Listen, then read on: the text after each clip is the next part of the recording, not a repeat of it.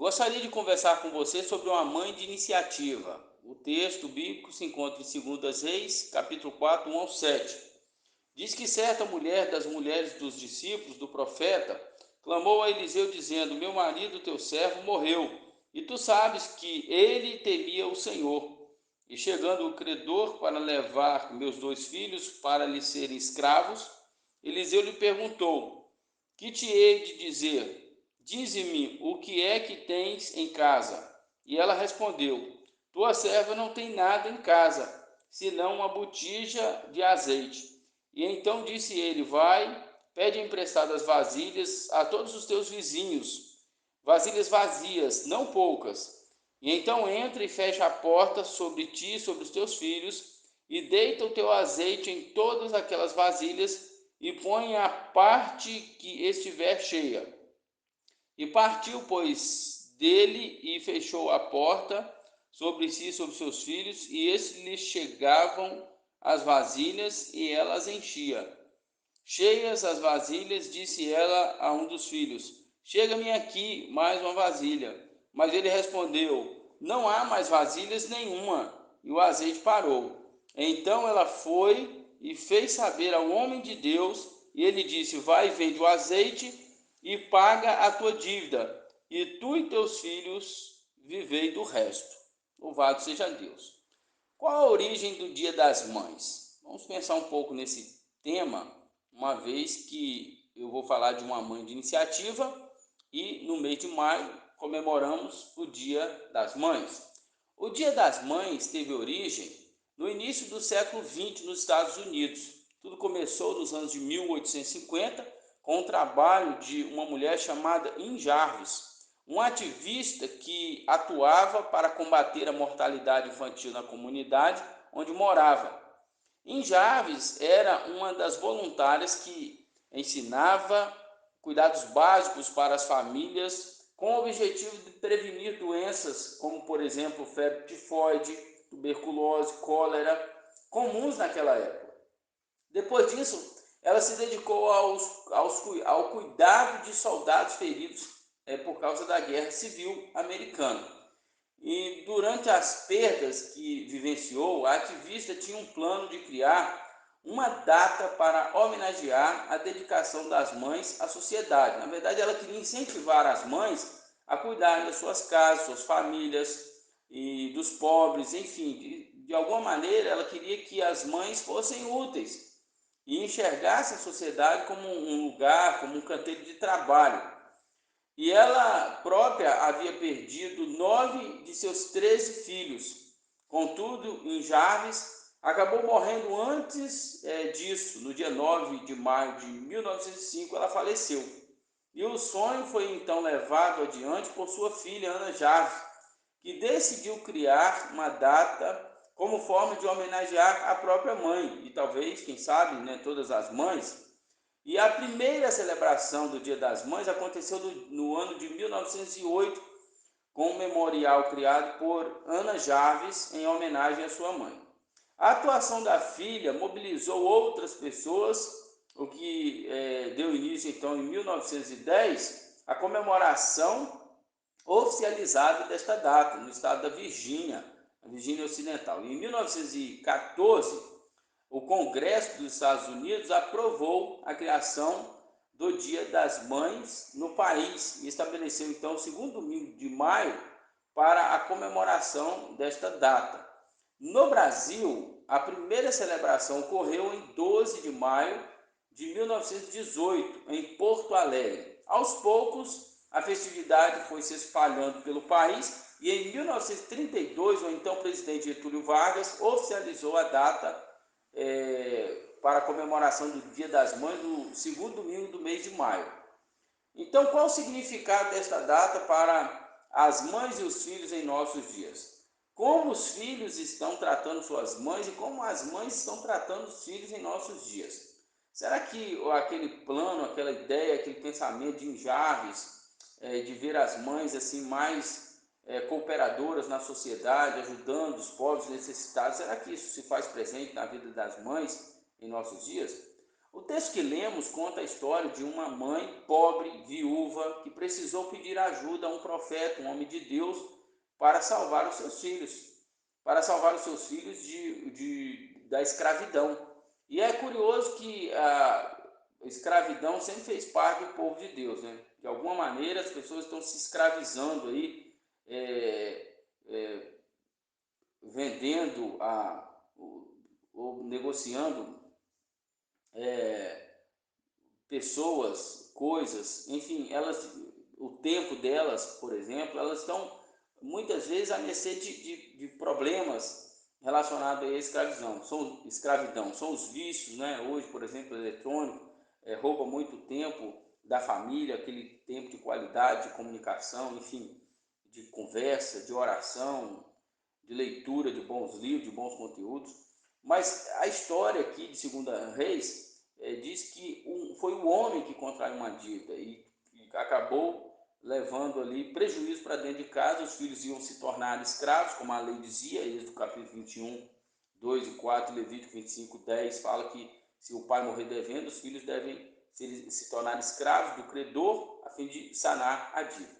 Então o texto é muito interessante, porque conta a história de uma mãe que agora estava viúva e pobre, mas que teve uma iniciativa. Ela procurou ajudar os seus filhos, ela procurou ajudar na salvação dos seus filhos. E Deus sempre fez isso na história. O povo se escraviza, o povo se perde, o povo se distancia, e Deus então age como libertador. Foi assim no Egito, foi assim na Babilônia, e até hoje é assim também, porque Jesus veio para nos livrar de todo o pecado, da condenação, dos vícios, de tudo que nos aprisiona. Agora, voltando aqui à história dessa mãe, ela perdeu o esposo, ela ia também perder os seus filhos. Nós não sabemos por qual motivo o marido fez essa dívida. Talvez ele fez essa dívida tentando até salvar a família. Talvez tenha comprado aí animais, cereais, grãos para se alimentar, porque a seca e a crise de comida naquele tempo também era uma coisa muito comum. Então talvez ele fez uma dívida tentando salvar a família e não imaginava que ia morrer depois de ter feito a dívida, ia deixar essa dívida para sua família e ia colocar em risco aí toda a sua casa. Mas graças a essa mãe que teve iniciativa, ela não perdeu os filhos. Seu marido morreu, mas ela estava viva e ela precisava então administrar corretamente o que tinha dentro de casa, o pouco dinheiro que tinha, a fim de que os seus filhos pudessem sobreviver, a fim de que eles não fossem escravos ali daquele homem, daquele que o marido morreu devendo. Podemos supor, como já disse, que ele tenha pensado na família quando adquiriu aquela dívida, mas logo em seguida morreu. A Bíblia diz que a ninguém devemos dever nada, a não ser o amor. Lá em Romanos capítulo 13 está escrito assim. Então não é pecado uma pessoa comprar fiado, mas o ideal é não comprar fiado, a fim de não ter problemas presentes e futuros. E essa mulher, então, não perdeu tempo. Outra qualidade que a gente vê aqui é o fato dela ser uma mulher de discernimento. Ela não perdeu tempo. Ela, sem perder tempo e sem se lamentar pela morte do marido, ela já correu para pedir ajuda ao profeta Eliseu. Percebendo o perigo, ela não pensou duas vezes. Foi ao profeta Eliseu, que era o mestre do seu marido, e ela então pediu ajuda. Outra coisa importante é que ela reconheceu que seu marido era um servo de Deus. Ela disse assim: meu marido, ele era um servo de Deus. Ele era alguém que servia ao Senhor. Teve esse problema com dívida aí, mas era um servo de Deus. Ela não fala mal do marido, ela não se queixa, não reclama, ela procura uma solução para o problema. E a mulher líder deve ser assim, procurar a solução, não o problema. O problema existia e ela precisava resolver aquilo. Então, ela foi resoluta e ela relatou ao profeta o que estava acontecendo. Ela pediu ajuda, ela se humilhou. Não sabemos se o profeta tinha conhecimento que um de seus discípulos estava devendo a alguém. O texto não fala, mas ele tinha a responsabilidade de ajudar aquela família como mestre deles. Então, não sabemos se ele sabia dessa dívida, mas ele procurou ajudar quando foi solicitado. O texto, então, fala de 4 pessoas. Quando a gente observa, então, estuda o texto, a gente vai ver que tem a figura do marido, que deixou uma dívida para a família. Provérbios capítulo 22, verso 7 fala sobre dívida, e Romanos 13, 1 eu já citei também. Segundo lugar, nós vemos aí a pessoa do credor, que veio buscar os filhos para serem escravos. E Lucas capítulo 7, 41 ao 43, tem lá uma palavra muito importante sobre esse ponto também, aquilo que Deus requer de nós. Em terceiro lugar, nós temos a figura da mãe dos filhos, que pediram ajuda à pessoa certa e também obedeceram a orientação e trabalharam juntos para resolver aquela situação. Cristo também nos ajuda. Romanos capítulo 4, verso 25 diz que ele pagou o preço pelo nosso pecado. Isaías 53 também fala que ele morreu para nos dar a liberdade. E nós precisamos buscar ajuda no Senhor Jesus, seja qual for a situação. Assim como Eliseu ajudou aquela mulher, Jesus também nos ajuda. O profeta Eliseu também é uma figura apresentada aqui em quarto lugar. Ele se importou com a situação daquela pobre viúva e foi ajudá-la. Efésios capítulo 2, verso 1 diz que nós estávamos mortos em delitos e pecados, mas o Senhor nos salvou, né, nos tirou da lama do pecado. Lucas 15, 24 também conta a história do filho pródigo que caiu em si, voltou para casa do seu pai e o pai o aceitou de volta. Então, nós vemos aqui o tempo todo Deus salvando o seu povo, livrando e abençoando. Mas também tem uma parcela que nós precisamos fazer, uma parcela de responsabilidade que deve nos levar a ter iniciativa, bom senso e correr atrás das bênçãos de Deus também. No livro Mães que Mudaram o Mundo, eu li a respeito de muitas mulheres que tiveram forte influência sobre a vida de seus filhos. Por exemplo, a Alberta Williams King foi a mãe do pastor ativista americano Martin Luther King Jr., que e de acordo com a história, ela foi uma grande incentivadora do filho na luta contra a desigualdade social. E eles viviam em Atlanta, no sul dos Estados Unidos, onde a segregação era muito forte. Mas esta mãe, chamada Alberta, no entanto, sempre lutou para que os filhos pudessem ter educação boa e para que eles não se sentissem inferior. E ela, além disso, incutia a palavra de Deus no coração daqueles meninos. Mais tarde, diz a história que, já no seminário teológico Crozer, King escreveu dizendo o seguinte: é muito mais fácil para mim pensar em um Deus de amor, porque eu cresci em uma família em que o amor era central. Os relacionamentos marcados pelo amor estavam sempre presentes. Questionada por um jornalista sobre como tinha conseguido ser tão bem-sucedida em educar Marte, Alberta respondeu o seguinte: eu lhe dei raízes e asas. Martin Luther King ganhou o Prêmio Nobel da Paz e se tornou um mártir por uma causa justa e nobre. Outra pessoa que também chama muito a nossa atenção é a Cornélia Ruyd ten Boom. Ela ensinou os 4 filhos a tratar as pessoas com compaixão e respeito. E ela também era uma mulher cheia de graça, de fé, gentil, compassiva e piedosa. Após a sua morte ocorrida em 1921, sobreveio a Segunda Guerra Mundial. E vocês conhecem essa história. Essa guerra foi idealizada pelo Adolf Hitler. E todas as famílias ali de Ten Boom foram levadas para o campo de concentração nazista por terem ajudado os judeus. O marido de Cornélia, o Casco, morreu depois de 10 dias ali na prisão. Sua primogênita Elizabeth também faleceu no mesmo ano que o pai morreu, no meio daquela guerra ali.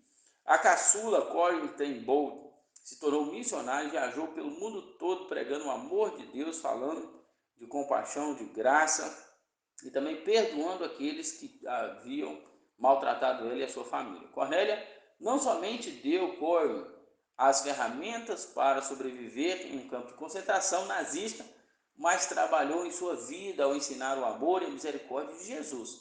Essas duas mães, Alberta e Cornélia, entraram para a história porque lutaram para fazer a diferença na vida de seus filhos. Elas inspiraram seus filhos, elas amaram seus filhos e elas mostraram amor também para com a vida do próximo. E é assim que a gente deve viver. E as mães precisam incutir na cabeça dos filhos valores do reino de Deus. E nesse mundo tão hostil que vivemos, onde as pessoas estão pensando em si mesmas, é um pouco mais desafiador, mas é possível. De que tipo são as asas que nós estamos dando aos nossos filhos? Que raízes você está colocando aí no coração do seu filho? Precisamos fazer um clamor em favor dos pais, das mães e da nova geração. E nós temos muitos desafios. E de acordo com esse texto, nós podemos aqui aplicar algumas verdades em nossas vidas. Em primeiro lugar, precisamos buscar o Senhor em todo o tempo e confiar nele, entregar as causas impossíveis a ele, orar continuamente e sermos guiados pela palavra de Deus. Então, mãe, seja guiada pela palavra de Deus. Busque a ajuda do Senhor. Aquela mãe não ficou parada dentro de casa só orando, ela foi procurar ajuda. E nós precisamos buscar a ajuda de Deus. A Bíblia diz buscar o Senhor enquanto se pode achar. Busque o Senhor no seu quarto de oração, busque o Senhor na sua casa, busque o Senhor na igreja, não deixe de ir para a casa de Deus, conversar com Deus, orar com os irmãos e dar o seu exemplo de fé e de luta pela verdade. Segundo lugar, se concentre em Deus, evite dívidas e use o seu dinheiro de forma responsável. Isso aqui é muito importante, se concentrar em Deus. Os filhos viram aquela mãe procurando a ajuda de Deus, procurando a ajuda do profeta. Eles perceberam que aquela mãe era uma mãe piedosa e se importava com eles. Eles eram o objeto de maior atenção dela. E ela também soube lidar com os recursos financeiros que Deus tinha colocado na vida dela. Então você precisa também, mãe, ter cuidado como gasta o seu dinheiro. E você também deve evitar fazer dívidas, porque por causa daquela dívida quase que os filhos foram escravizados. E em nossos dias os pais muitas vezes fazem dívidas para impressionar pessoas que não conhecem e acabam ficando frustrados, depressivos. Então, muito cuidado na hora de gastar o seu dinheiro. Outra coisa, procure ajudar o seu marido. Procure ajudar o seu marido, seus filhos e cuide das necessidades dos outros. Se o seu marido tem um hábito de fazer dívida ou se ele é desorganizado financeiramente, procure ajuda, procure um consultor financeiro, procure a ajuda de um irmão, um amigo, um parente, alguém que entende finanças e ajude seu marido para que ele não fique endividado. Cuide também dos filhos para que eles possam ver o bom exemplo e seguir o caminho. Outra coisa, ajude também os pobres necessitados. E por fim, pague o que você está devendo, porque esse homem foi para receber, ele tinha que receber. Era uma dívida, a lei dizia que eles tinham que pagar e o homem precisava receber e eles não poderiam deixar de pagar aquela dívida.